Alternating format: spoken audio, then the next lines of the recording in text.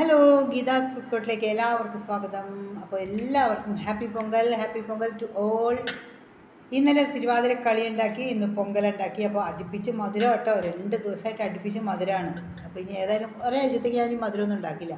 പക്ഷെ പൊങ്കൽ ഉണ്ടാക്കാതിരിക്കാൻ പറ്റുമോ? നമ്മുടെ നല്ലൊരു ദിവസമായിട്ട് മകരം 1, മകരവിളക്ക്, സംക്രാന്തി എല്ലാം, മകരച്ചൊവ്വ, അങ്ങനെ എല്ലാം തികഞ്ഞ നമ്മുടെ ഈ മകരം 1-ാം തീയതി നല്ല ഒരു മധുരം ഉണ്ടാക്കാതെ നമുക്ക് എന്താഘോഷമല്ലേ?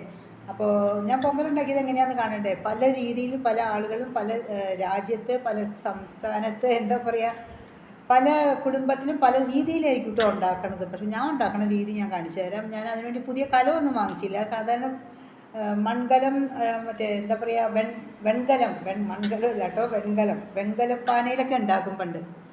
എന്ന് പറഞ്ഞാൽ അതിന് ഒരു പ്രത്യേക പാനയുണ്ട്. ഞാൻ ഏതായാലും എൻ്റെ സ്റ്റീൽ പാനയിൽ ഉണ്ടാക്കാൻ പോവുകയാണ്. അപ്പോൾ അതിനു വേണ്ടി പ്രത്യേകിച്ച് അറേഞ്ച്മെൻ്റ് ഒന്നുമില്ല കേട്ടോ. സാധാരണ രീതിയിൽ ഒരു പൊങ്കൽ ഒരു ശരാശരി കുടുംബത്തിൽ എങ്ങനെ ഉണ്ടാക്കണോ അതാണ് ഞാൻ ഉണ്ടാക്കിയേക്കണത്. അപ്പോൾ അത് കണ്ടു നോക്കിയാലോ. അപ്പോൾ ഈ കല കേട്ടോ ഞാൻ എടുത്തേക്കണത്, സ്റ്റീലിൻ്റെ കലമാണ്. അതിൽ ചന്ദനം കുങ്കുമം ഒക്കെ കുഴച്ച് തേച്ചു. പിന്നെ ഒരു ചരടിയിൽ കുറച്ച് കനകാമ്പരപ്പൂവും കുറച്ച് പച്ചമഞ്ഞൾ കേട്ടോ, അതും കൂടി കെട്ടി വെച്ചിട്ടുണ്ട്. പിന്നെ അരി ചെറുപരിപ്പ് കുതിർത്തി വെച്ചിട്ടുണ്ട്, ശർക്കര, എല്ലാം ഒരേ അളവിൽ തന്നെയാണ് കേട്ടോ എടുത്തേക്കണത്. അപ്പോൾ ഇനി കലത്തിൽ വെള്ളം ഒഴിക്കാം. ഏകദേശം നമ്മൾ ഒരു ഗ്ലാസ് അരിക്ക് 2 ഗ്ലാസ് വെള്ളം എന്നൊക്കെ പറയില്ലേ, അതുപോലെ ഇപ്പോൾ ഇത് അരി പരിപ്പൊക്കെ ഉണ്ടല്ലോ, അപ്പോൾ അതിനനുസരിച്ച് വെള്ളം ഒഴിച്ചു. കുറച്ച് പാലൊഴിക്കും കേട്ടോ. അപ്പോൾ ഏകദേശം ഞാൻ 4 കപ്പോളം വെള്ളം ഒഴിച്ചിട്ടുണ്ട്. പിന്നെ ഒരു 1/4 ഗ്ലാസോളം പാല്. ഇനി തിളച്ച് പൊങ്ങി വരണം. അവിടെയാണ് കേട്ടോ പൊങ്കൽ എന്ന് പറയണത്.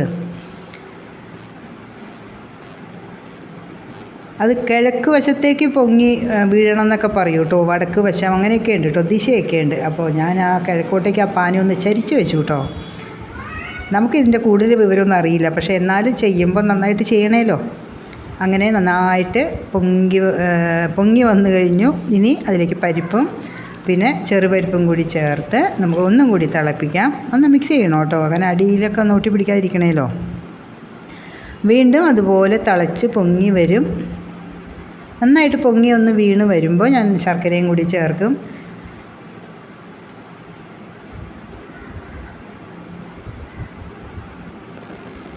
ഇനി ശർക്കരയും കൂടി ചേർത്തിട്ട് പിന്നെ ഒരു കാര്യമുണ്ട് കേട്ടോ, ഇതിപ്പോൾ കിഴക്കോട്ടേക്കാട്ടോ എൻ്റെ ഇത് പതഞ്ഞ് പൊങ്ങി വീണത്. അതൊക്കെ ഞാനൊരു ടിപ്പ് കണ്ടുപിടിച്ചതാണ്. ഇങ്ങനെ കിഴക്കോട്ടേക്ക് ആ ചരിച്ചൊക്കെ വെച്ചാൽ മതിയെന്ന്. കാരണം തെക്ക് വശത്തേക്കോ പടിഞ്ഞാറ് വശത്തേക്കൊക്കെ വീണിട്ട് നമ്മുടെ മനസ്സിനൊരു വിഷമം വന്നാലോ, അപ്പോൾ അതൊന്നും വേണ്ടാന്ന് കരുതിയിട്ട് ഞാനൊന്ന് ചരിച്ച് വെച്ചതാട്ടോ പാന. പിന്നെ ഒരു സ്പൂൺ നെയ്യും കൂടി ഒഴിച്ചു. ഇനി എല്ലാം കൂടി ഒന്ന് വേകണം. അതിന് കുറച്ച് സമയം എടുക്കും കേട്ടോ. അപ്പോൾ അതൊക്കെ നമ്മളൊന്ന് ഇടയ്ക്കൊന്നും ഇളക്കി കൊടുത്തുകൊണ്ട് കുറച്ച് നേരം ഒന്ന് വെയിറ്റ് ചെയ്യേണ്ടി വരും. 1/2 മണിക്കൂർ 3/4 മണിക്കൂർ കേട്ടോ. ഗ്യാസൊക്കെ ഒന്ന് നമ്മൾ അഡ്ജസ്റ്റ് ചെയ്ത് സിമ്മാക്കി വയ്ക്കുമോ, അല്ലെങ്കിൽ മീഡിയം ഫ്ലെയിമിലൊക്കെ ആക്കി വെക്കണം കേട്ടോ. അവസാനം ഏകദേശമൊക്കെ ഒന്ന് വെന്ത് വറ്റി വരുന്ന തുടങ്ങുമ്പോൾ കുറച്ച് അണ്ടിപ്പരിപ്പ് മുന്തിരിയൊക്കെ നെയ്യിൽ വറുത്ത് ചേർക്കാം. അപ്പോൾ ഇതിപ്പോൾ ഇങ്ങനെ ഇരിക്കണമെന്ന് വിചാരിക്കണ്ട കേട്ടോ, ചൂടാറും തോറും അതൊന്ന് കുറുകി.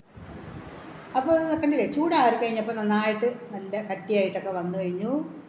ഇങ്ങനെയൊക്കെ ഉള്ളൂ, സാധാരണ പൊങ്കൽ ഇങ്ങനെയൊക്കെ തന്നെയാണ്. അപ്പോൾ ഞാനും ഉണ്ടാക്കിയിട്ട് ഞാൻ തന്നെ തിന്ന് നോക്കിയിട്ട് ഞാൻ തന്നെ അഭിപ്രായം പറയാം.